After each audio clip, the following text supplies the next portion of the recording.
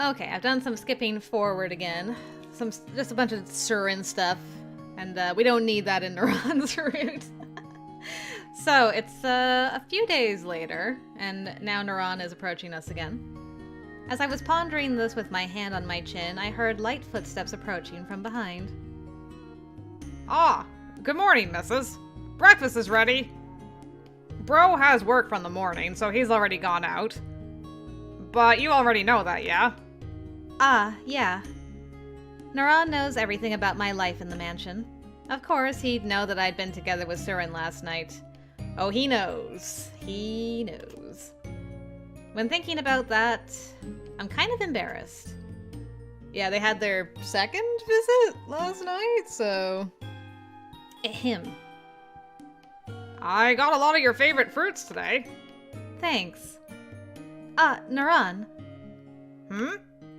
I stopped Naran when he turned away to help serve the food. After thinking for a moment, I boldly opened my mouth. Today, I'd like to go to the residence where all the Roos women are. Ah, yeah, I heard about that from Bro. Let's go after we finish eating. Oh, yeah. I'm somewhat puzzled by the fact that this was accepted so easily and unexpectedly. It's a nice development, but I have a few questions. I wonder when Suren intended to give permission. I can't help but to think that he'd planned this from the beginning and was looking for an opportunity to give me permission.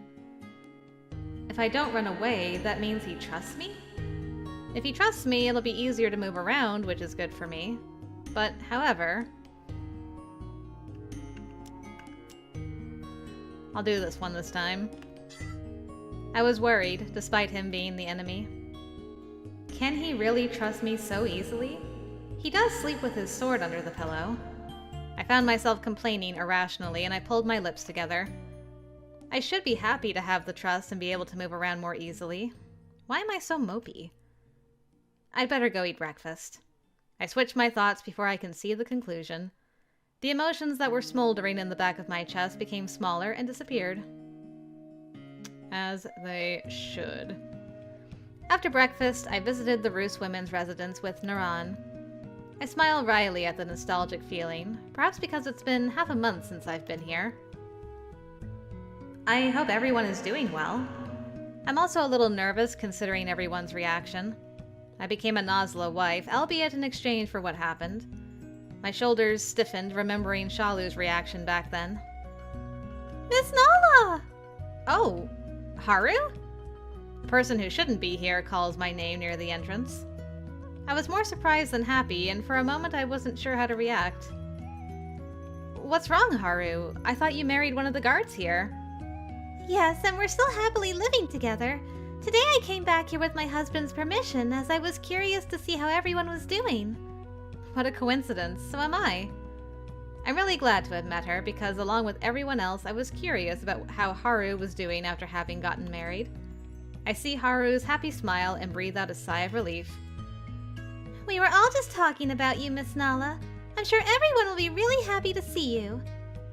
Since getting married, Haru seems to be more cheerful than before. She takes my hand and pulls me inside. Wait, Haru! I was pulled inside, frowning as I hadn't quite prepared myself yet.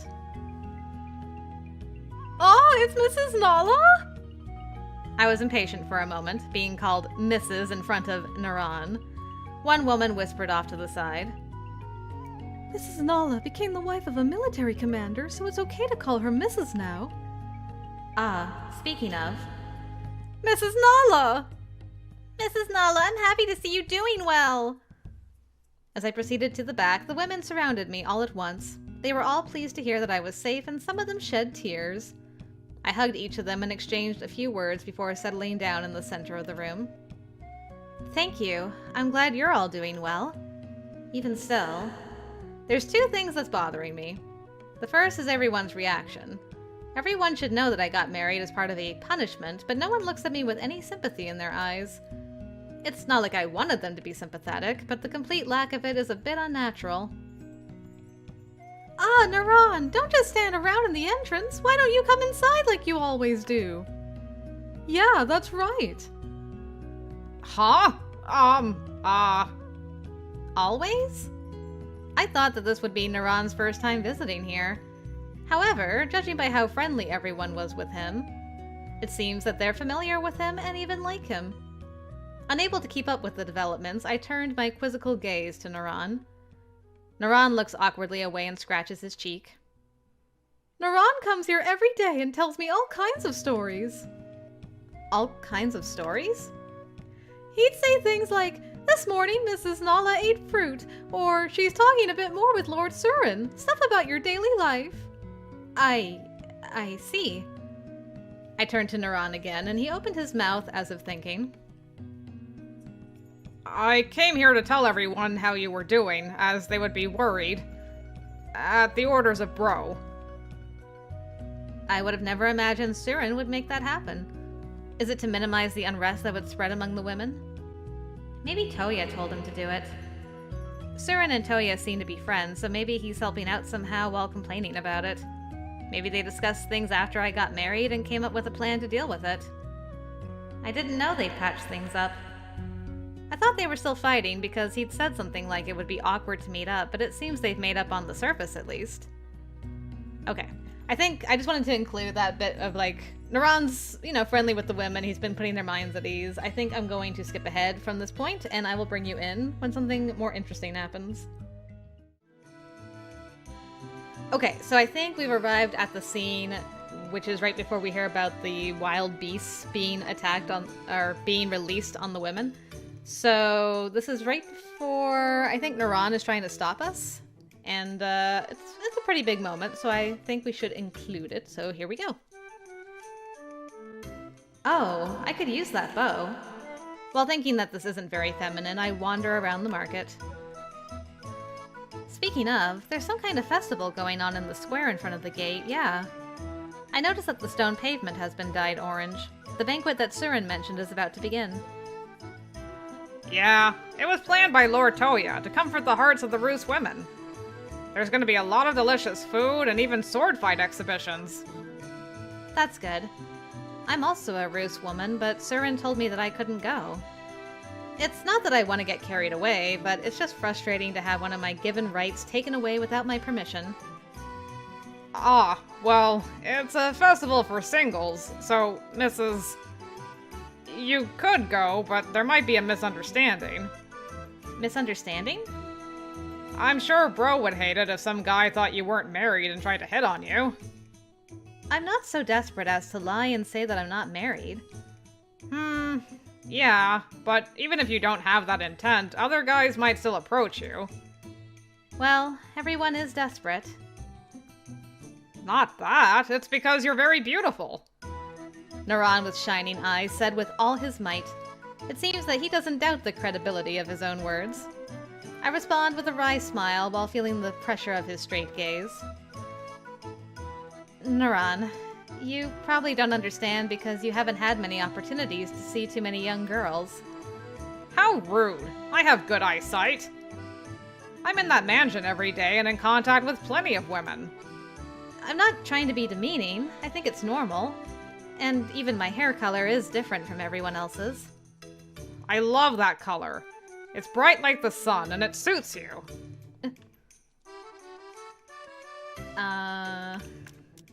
Thank you. There it is.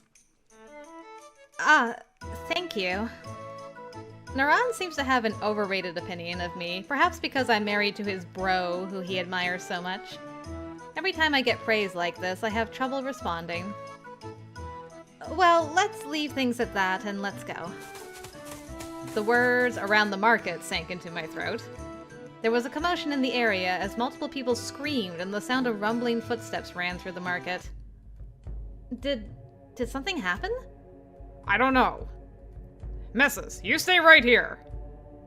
Naran also looks alarmed, so this is certainly not a normal day for Nasla either.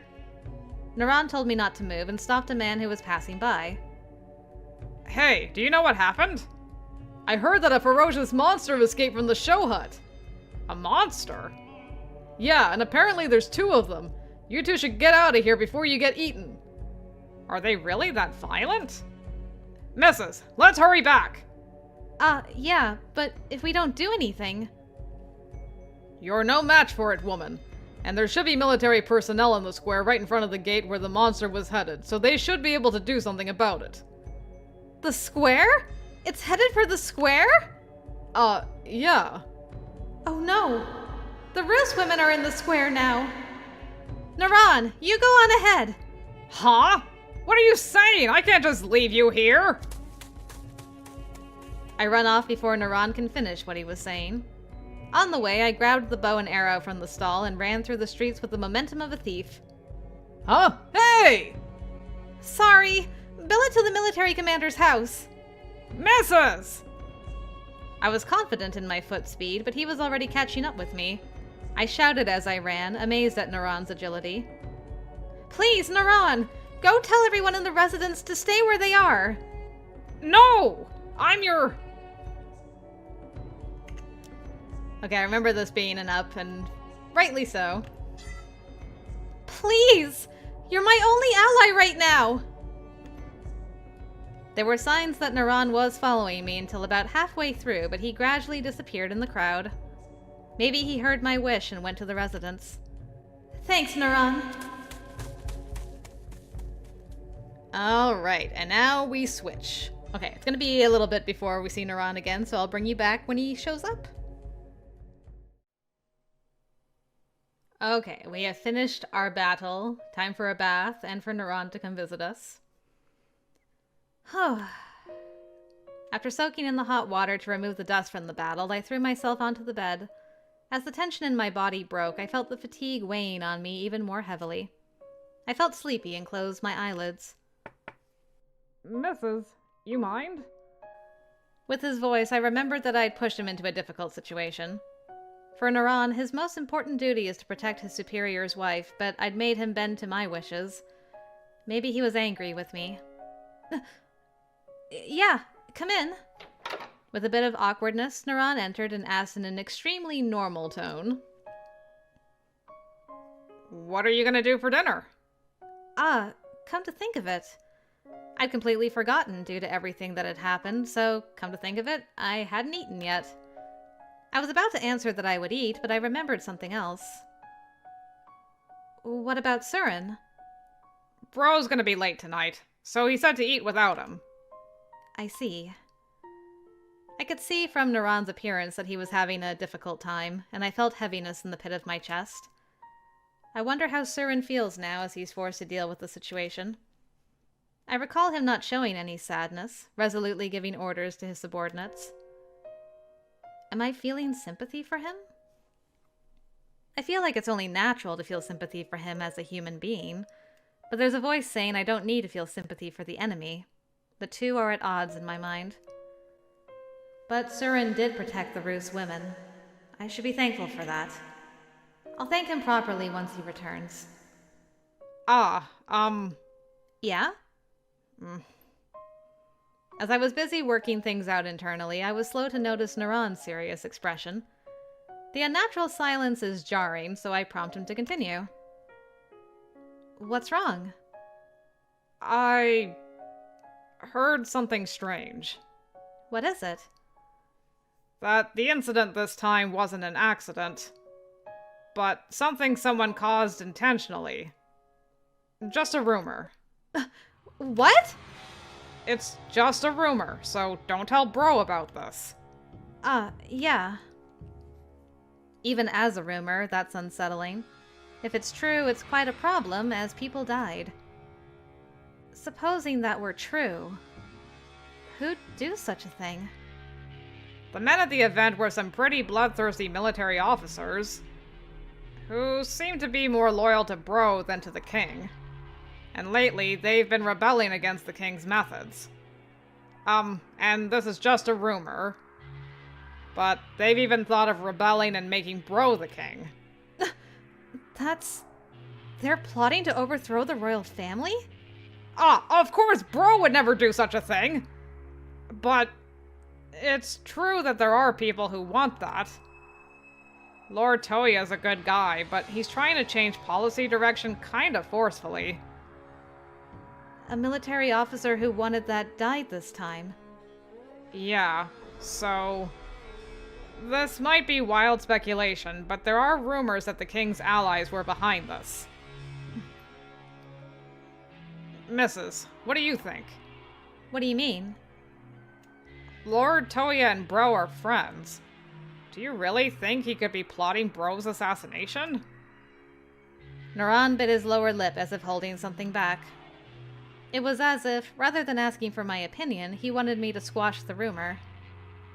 But it is true that the king didn't show up for the very event he planned, which is odd. Even for a reason such as official duties. Official duties. Somehow I remember something that stuck with me. Repeating official duties over and over in my head, I realized the true reason behind my discomfort.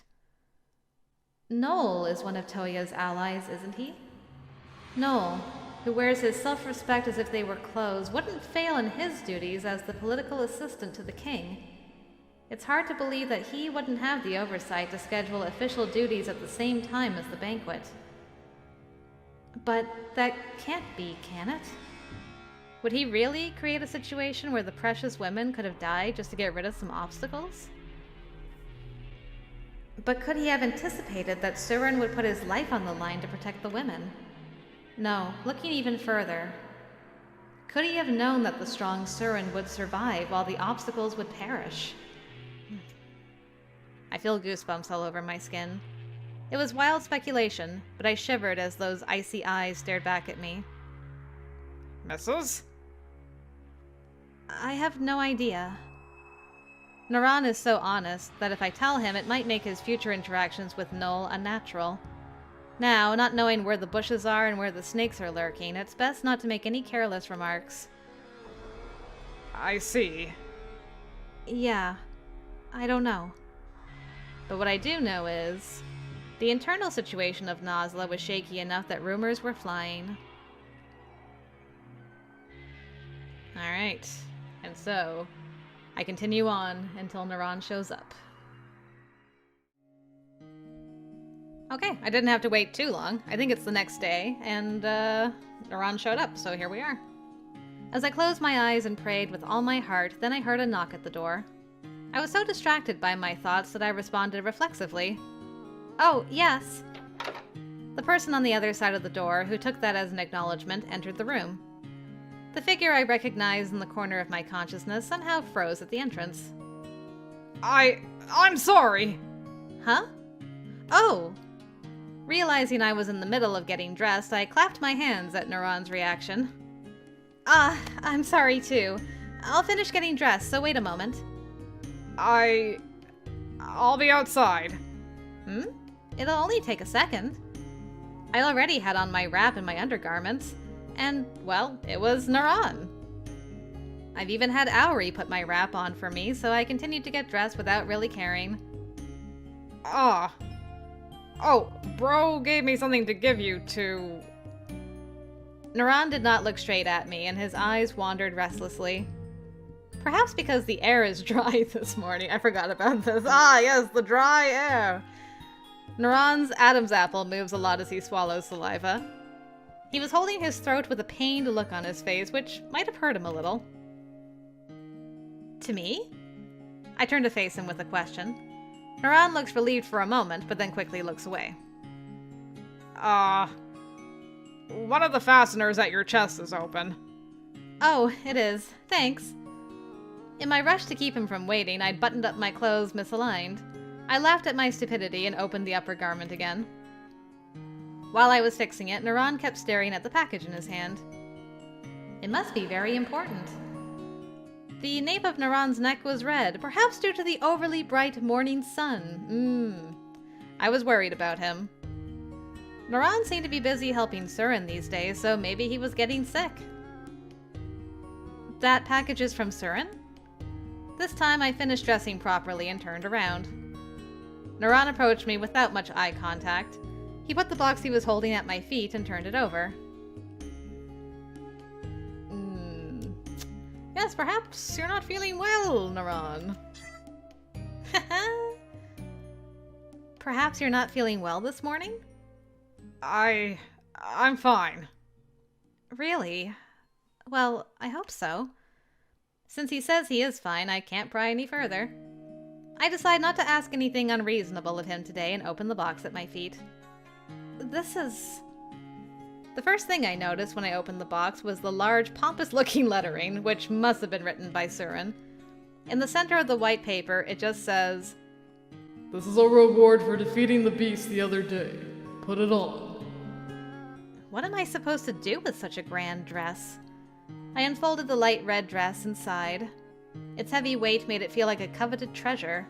At a glance, I can tell that it was made by a skilled craftsman. You should wear it normally. I don't think such a fancy grand dress would suit me.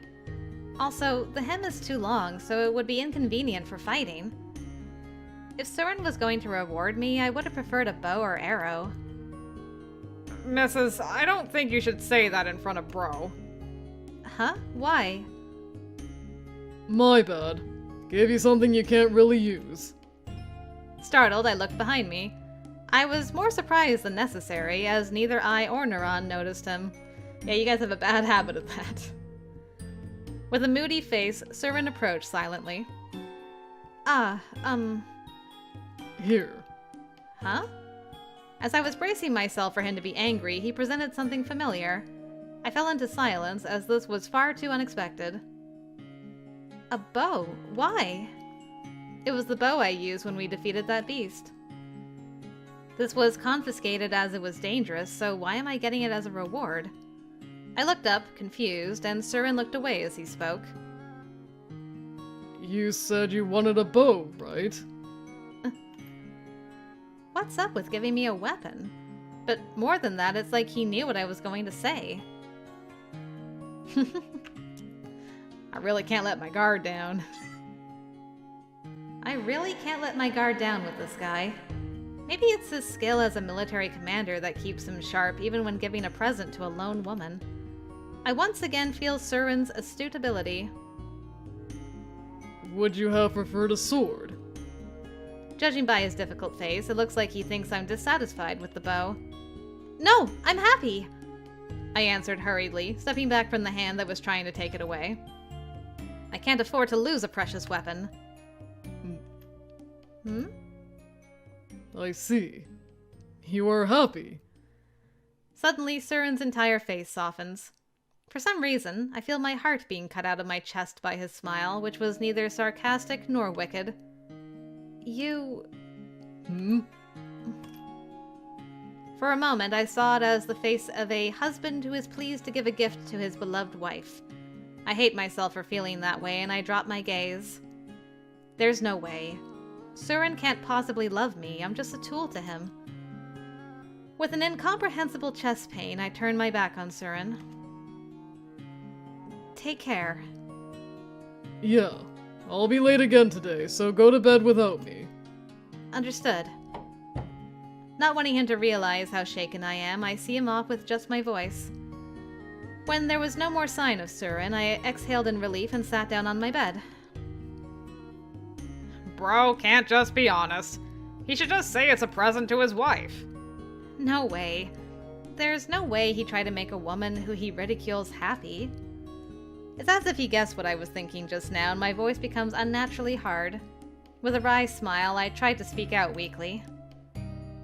I'm sure he just didn't want me to keep borrowing one. Bro isn't the only one who can't just be honest. Huh? Mrs., you've realized that Bro really is a gentle guy, haven't you? I'm sure there's probably parts of you that aren't convinced yet, but I think that Bro is trying to honor you as his wife. Do you still hate Bro? Rather than hate, don't forget that I was kidnapped along with everyone and brought to Nasla. So don't you think it would be wrong for me to like him? That's...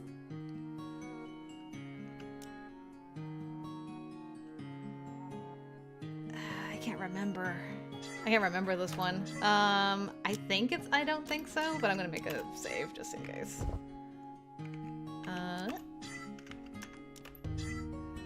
Okay, that's a Suren one.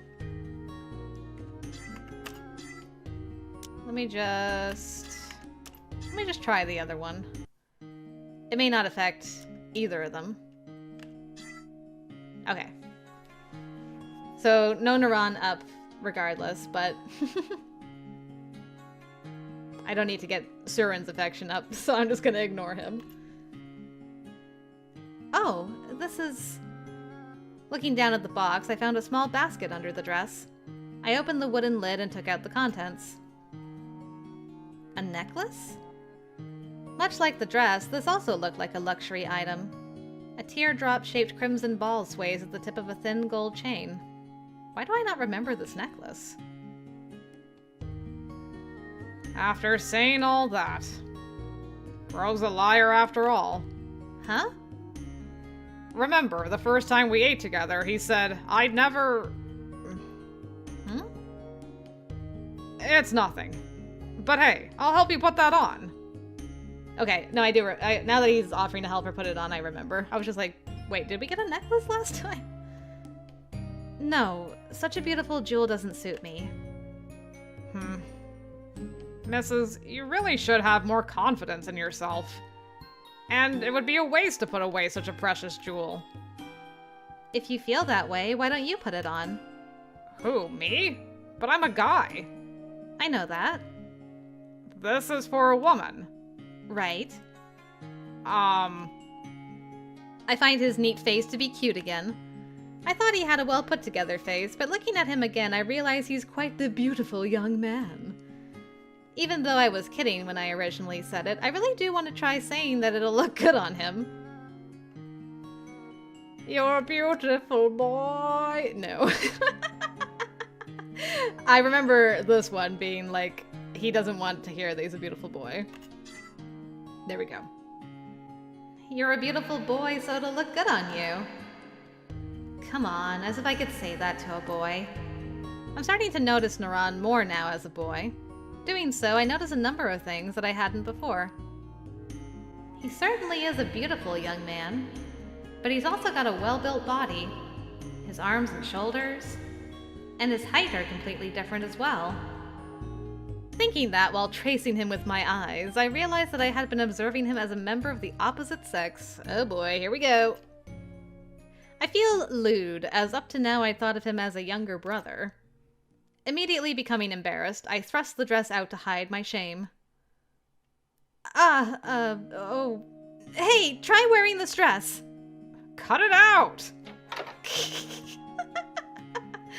This scene again. Oh, I'd forgotten the arrows. Suren came, seeming to deliver the arrows, and finds Naran wearing women's items. A strange air flows between the two. Excuse me, Naran. I didn't know you were into that kind of stuff. Hey, bro! That's not the reaction you're supposed to have! Next time, shall I buy one for you? Wait, bro! His rebuttal is blocked by an emotionless door. Naran's hands touch the floor as he falls into despair. It's okay. Suren was just messing with you. But what if he really does think that I like to dress up like a woman? He looked at me with tears in his eyes, and I should have been remorseful. But it just made him even cuter.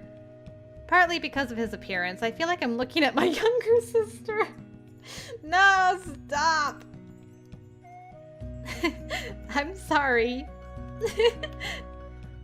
That's not a serious apology at all. His pouty way of saying it is hilarious. I pat Naran's head, now treating him completely like my younger brother. Naran, you're so straightforward and cute. I know you're from Nasla, but sometimes you're like my younger brother. My hand that was petting his slightly stroked his cheek. At that moment, Naran fell into silence, and I was worried that he was seriously angry. Are you angry?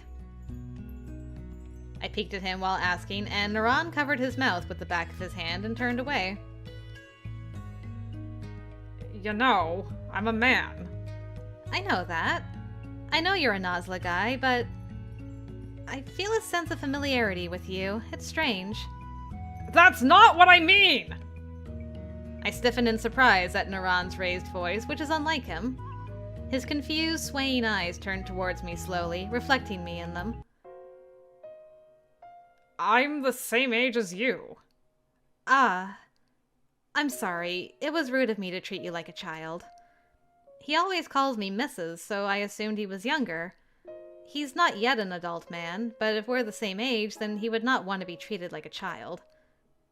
When I apologized for having hurt him, Naran's face seemed to be even more weepy. If only I were cool, dependable, and strong like Bro. As he spoke, Naran bit his lower lip in regret. I feel bad that I made him feel inadequate like that. I had been stroking his head in an apologetic manner, but then realizing that this is also treating him like a child, I went to withdraw my hand. It's fine. Huh? I was confused when he grabbed my hand as I tried to pull it away. I must be a kid after all, because that makes me feel calm. Well, you're a good boy. Oh, there's so many awkward lines. It's okay. Naran cared for me when I'd first came here, when I was still hurting. He worried about me when I wasn't eating due to physical and mental fatigue and prepared liquid food with different tastes every day. There were times when he talked with me for hours. The more I think about it, the more Naran's sincerity permeates my heart.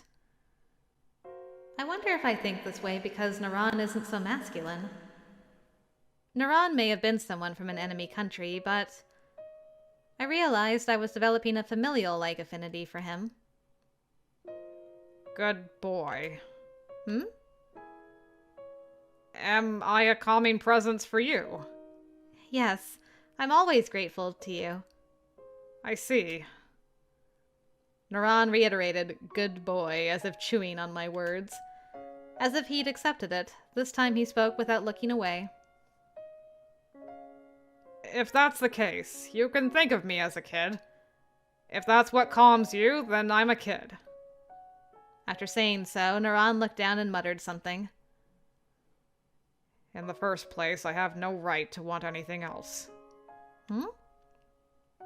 The whisper was too small to hear what he said clearly. When I tilted my head and looked at him, he let go of my hand.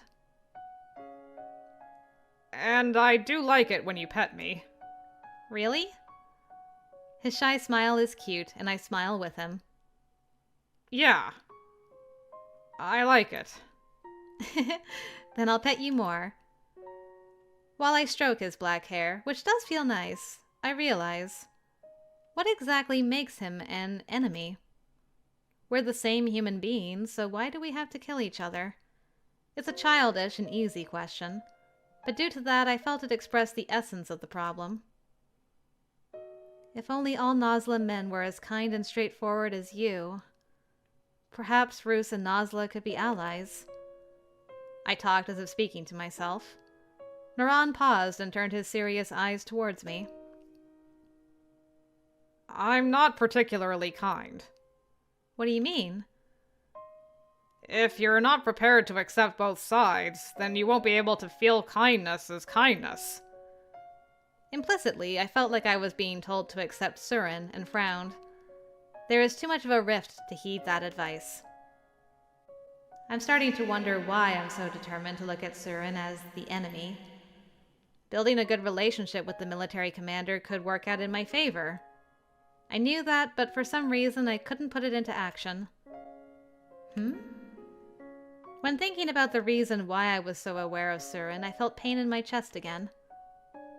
Mrs.? It's nothing. Nothing at all. My instincts are telling me that I shouldn't understand. And so I decided to stop thinking about it before I could figure out the source of the pain.